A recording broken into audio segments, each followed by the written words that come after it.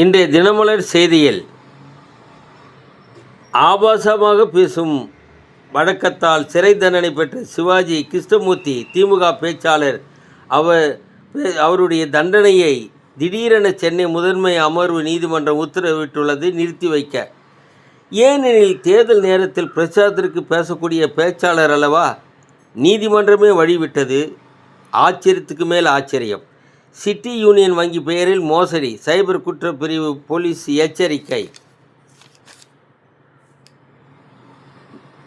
மானாமதுரை நாங்குநேரியை தொடர்ந்து இடைக்காட்டூர் பட்டியலினத்தவர்கள் மீது கொடூர தாக்குதல். 9 பேர் மீது வழக்கு, 5 பேரை கைது செய்தது போலீஸ்.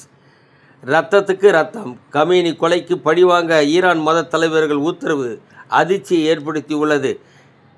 கத்தாரில் செயல்பட்டு வந்த அமெரிக்காவின் கண்கள் போன்ற அதிநவீன ரேடார் அமைப்பை ஈரானிய படைகள் தாக்கி அழித்தன. இதனால் அந்த பிராந்தியத்தில் அமெரிக்காவின் கண்காணிப்பு திறன் முடங்கியுள்ளது.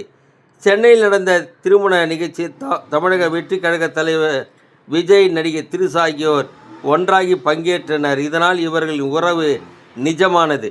விஜய்க்கு எதிலும் தைரியம், இதிலும் தைரியமா? வணக்கம்.